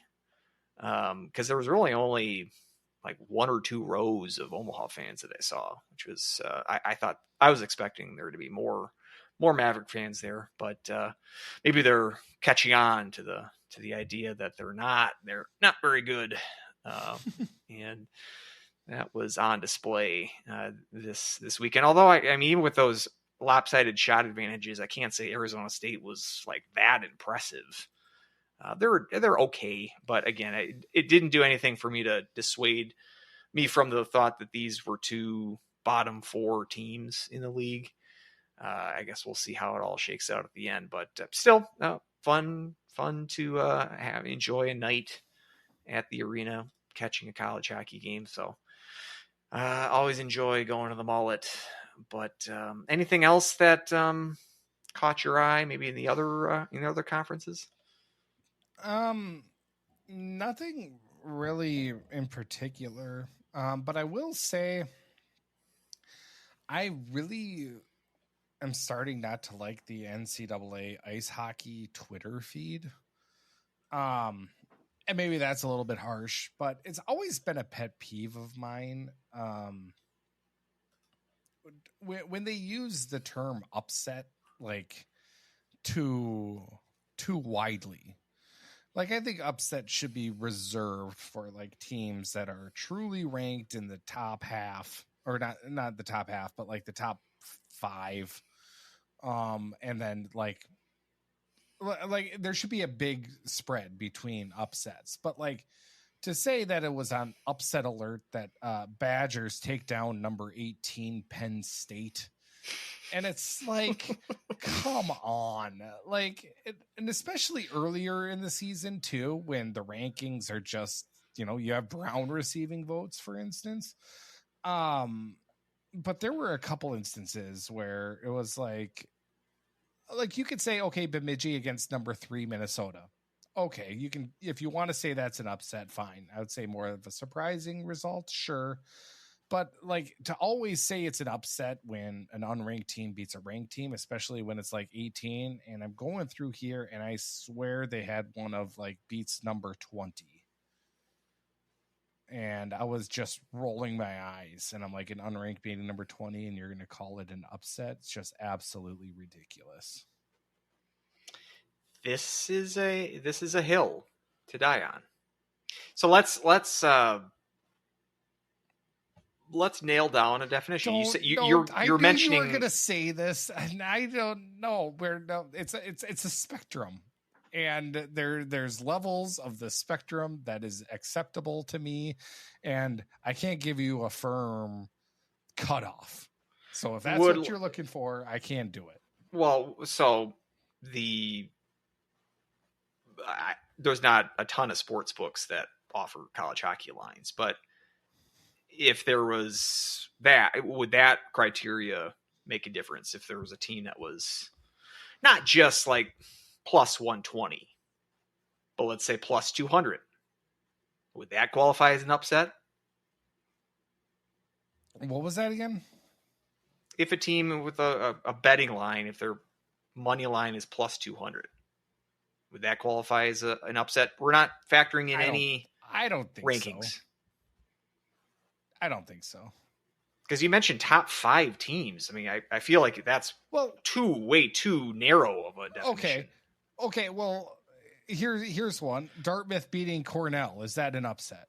Number 17 Dartmouth upsets number 6 Cornell. I was mildly surprised.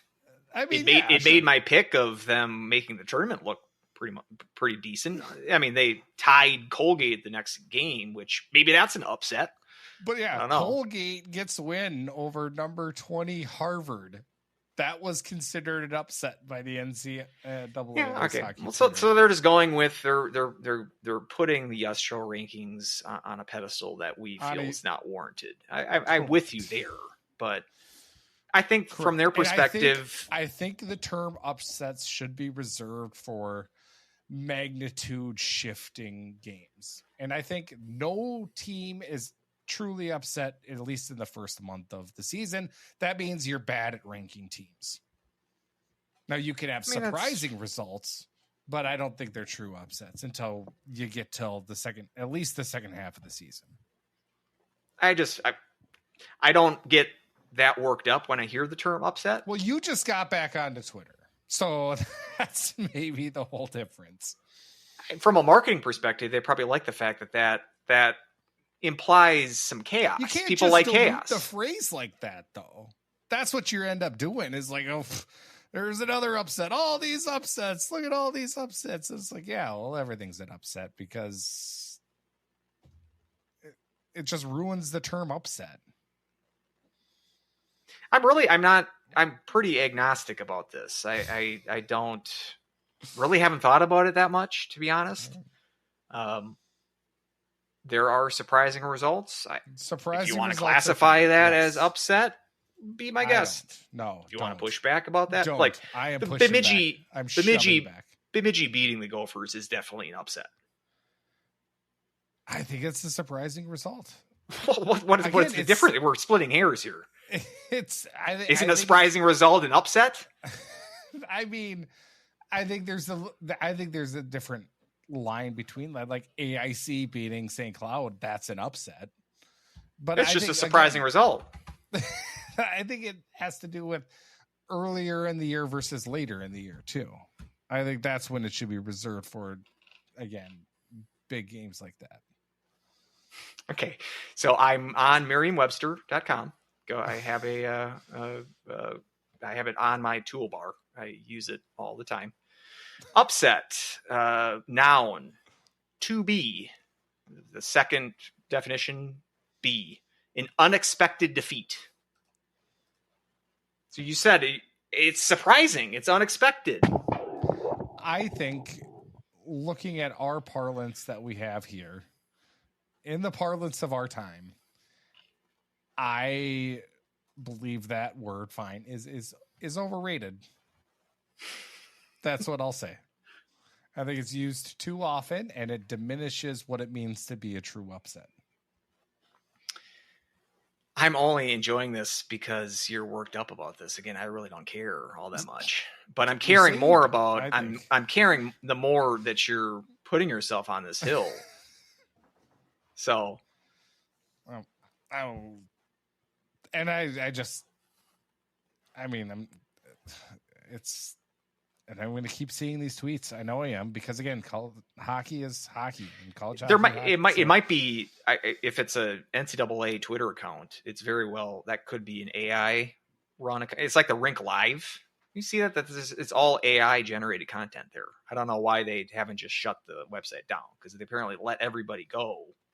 Like Sydney Wolf doesn't work there anymore. I don't think they have any actual writers that write for the Rink Live.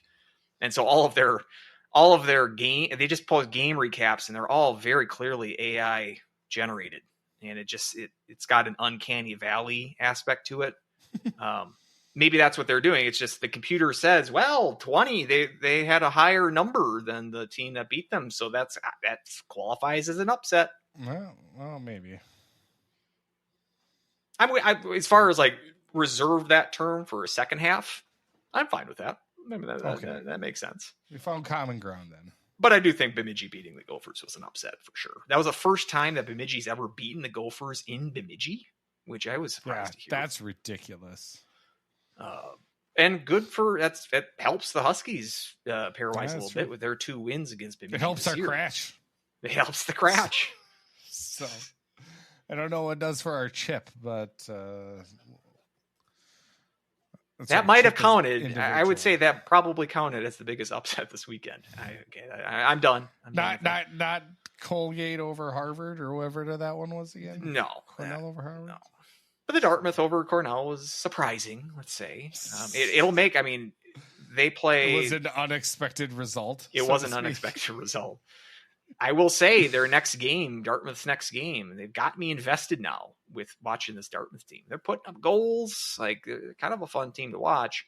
I don't know if I've ever used the terms Dartmouth hockey and appointment watching in the same sentence, but that might apply to their next game, the Friday after Thanksgiving at BC, just for a single game. I'll be tuning in on that one. See if the Big Green can get a big win on a big stage. Maybe that'll be an upset. I don't know. Maybe. I'm not sure if we can call it that, but we're still in November. We can't. It'll be after Thanksgiving, so the pairwise will be okay to listen. Or you can watch. That's right. Is it a Cratch upset? Actually, is what I want to get to. That's what matters. So, little bit of news here as we end the show. We only had one question kind of come in, which is kind of par for the course when it comes to off weekends for the men's team, but they did want my opinion. Christine they wanted my opinion on the Fill the Bowl, which I did already give.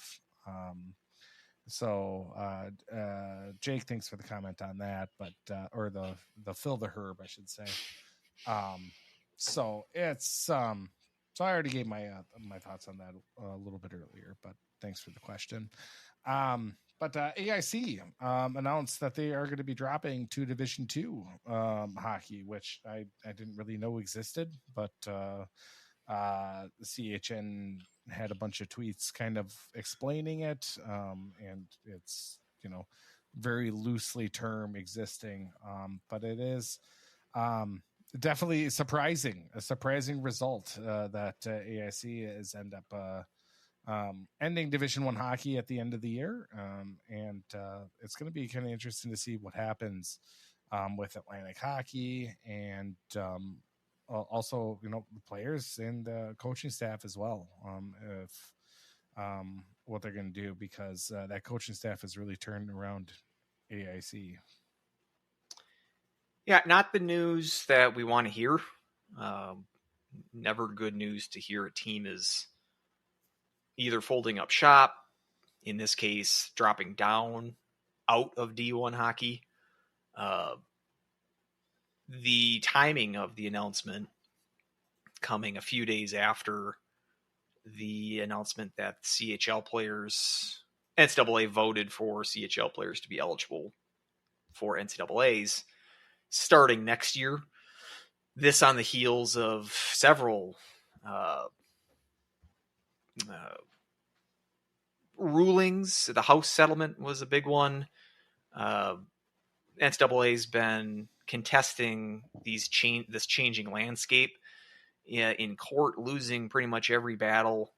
The House settlement, again, it's hard for me to kind of keep up with this. McMahon's actually a really good source for this because he's way more knowledgeable about what's been going on here, these developments. House settlement is essentially going to be a way for colleges themselves to pay players, whereas right now you've got the nil money, which is distributed by third parties. They're not technically the school, but fat cats who are setting up collectives, which then distribute money to players, which may or may not continue. Like, I'm sure the House settlement will replace that fully. I don't think it will for hockey because there are so few full D1 teams that participate in NCAA D1.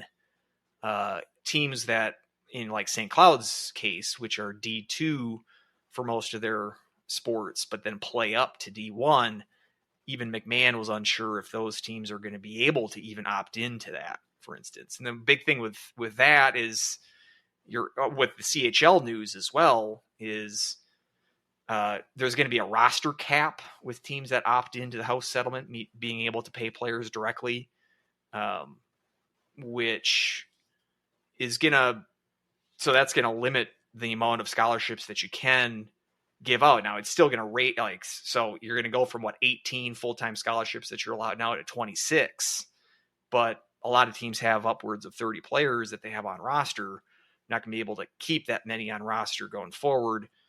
These are all even still developing situations. Hard to get through all the details, all the fine points. Again, follow McMahon. He's good on this. CHN's more knowledgeable than I am about this. It's exciting /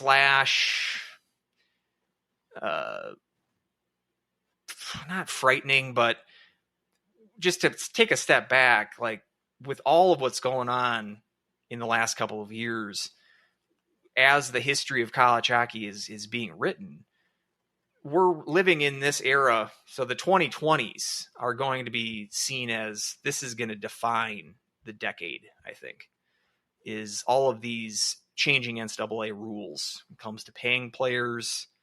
And I think it's going to have with AIC, they didn't blame, let's say, the House settlement or this CHL decision. They didn't point to those things explicitly and saying these are the reasons that we're closing up shop at the D1 level. But I don't think it's too difficult to connect the dots that the changing landscape and their budget issues, they did mention that. They've had some talks over the last couple of months and just not being able to make budget at the D1 level anymore or going forward, just to be very difficult for them to stay above water. Hockey's a very expensive sport. And my fear is that these changing conditions at the NCAA level, when it comes to really what boils down to money, how many other programs are going to be in the AIC boat, where it's just going to be a situation where the revenue that you're bringing in doesn't cover the budget and makes it much more difficult if you don't have a couple of well-endowed alumni, for instance, to cover the costs. And because this is a sport with just 9 teams, 9 programs that are Power 5 conference schools, all the Big Ten schools, plus BC and Arizona State. So that means 55 schools are in similar situations to St. Cloud. There's some mid-major D1 schools like Western Michigan, Miami, Providence, those kind of schools, UMass, even like Denver, North Dakota. They're in like Summit League members. But then you've also got a lot of teams like St. Cloud playing D2, even like CC's a D3 team, D3 school that plays up to D1.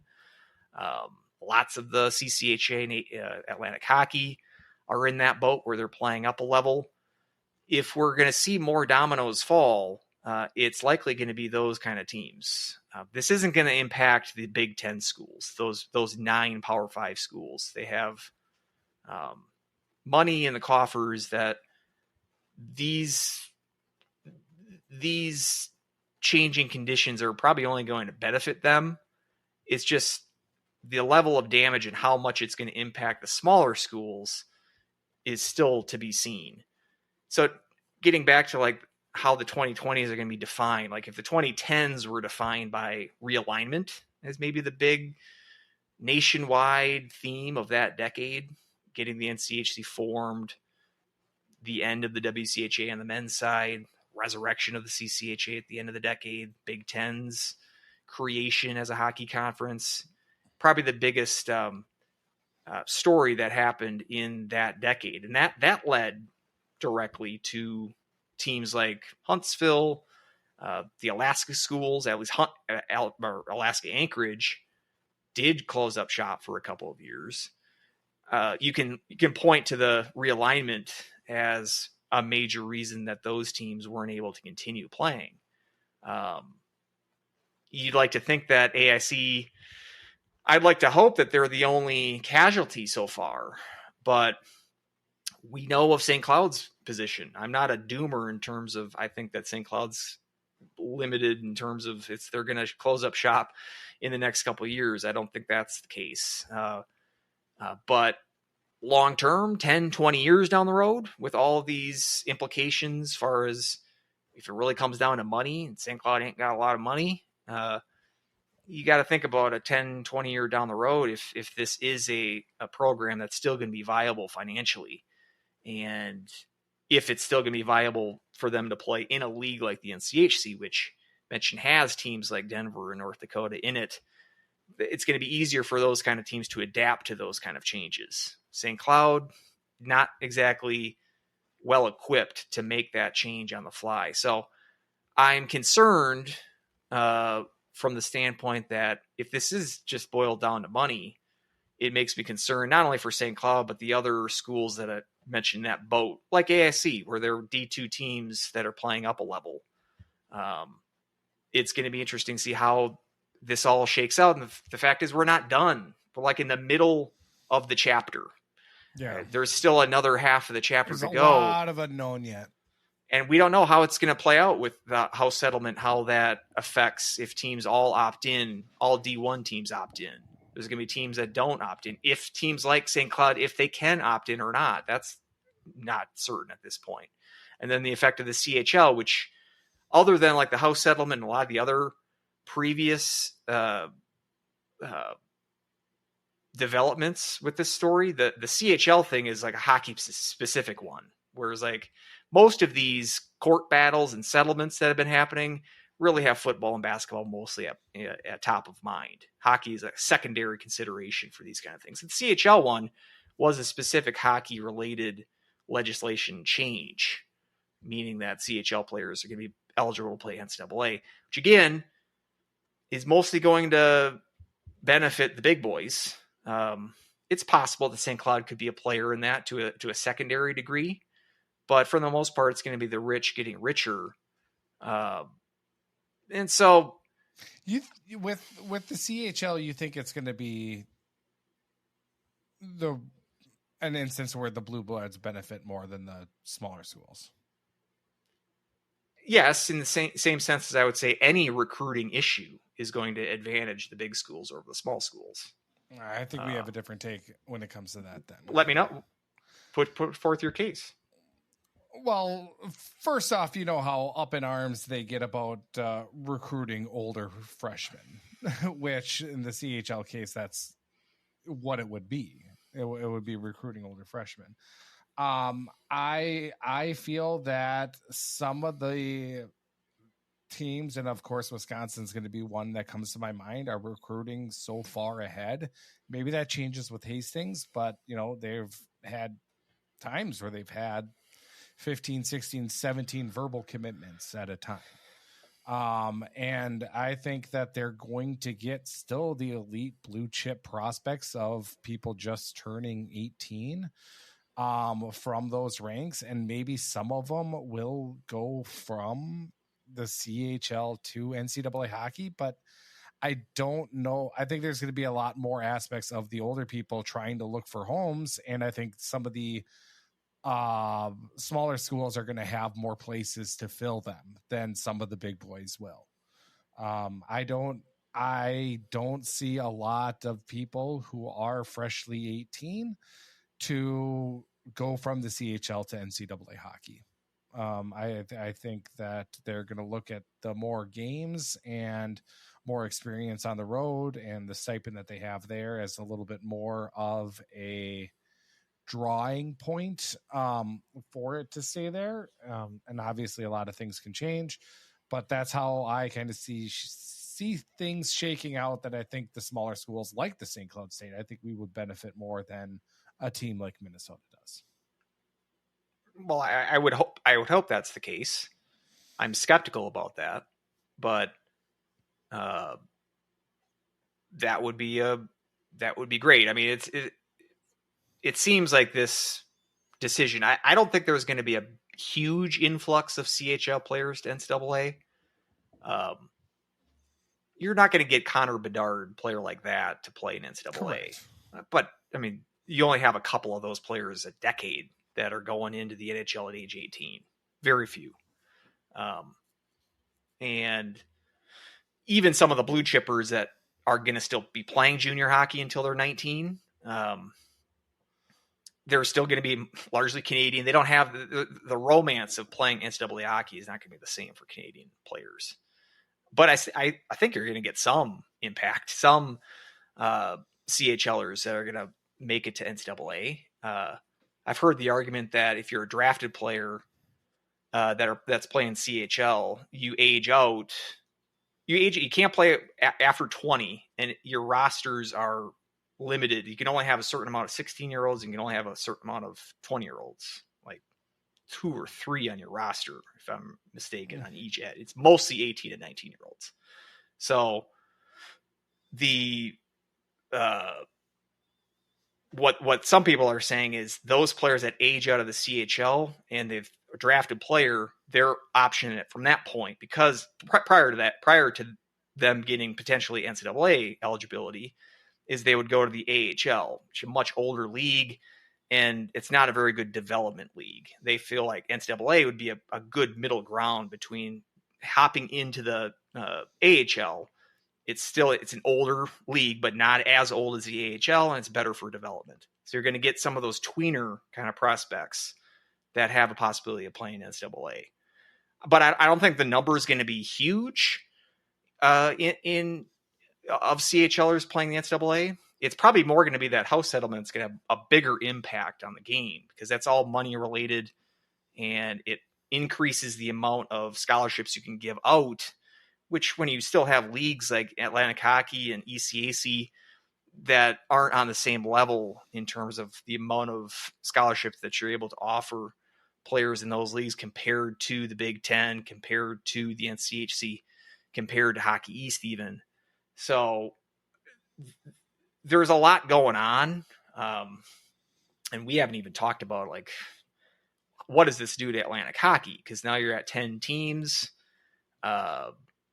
Do they look to add? You've got teams like Long Island, Stonehill looking for a conference. Potentially that could be a landing spot for them at this point. You've had teams like Utica, which have had rumors of wanting to go D1, and Atlantic Hockey would be a potential landing spot for them. You've had rumors about the Atlantic Hockey wanting to split into 2 conferences, and this might strike a blow to those kind of plans.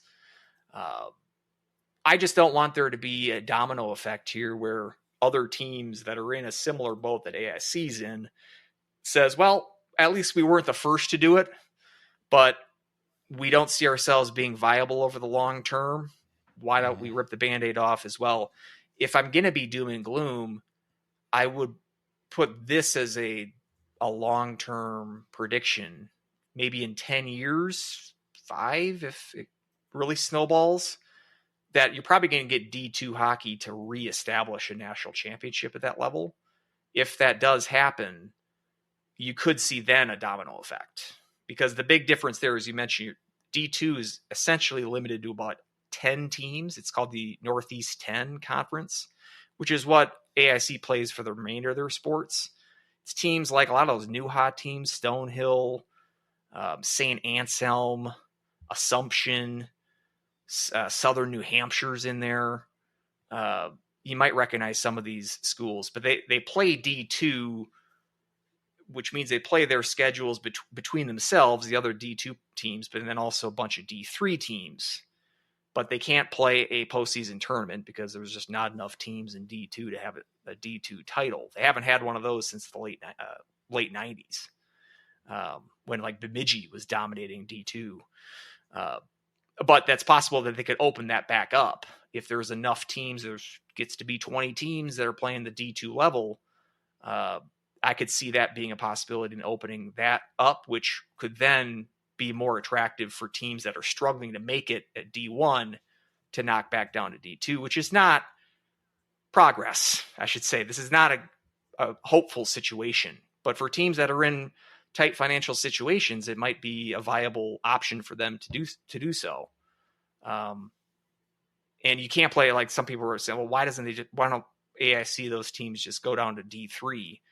It's scholarships. You can offer athletic scholarships at the D2 level. You can't offer them at the D3 level. So D2 is this middle ground where you can still offer scholarships, but you're not eligible for any postseason tournament.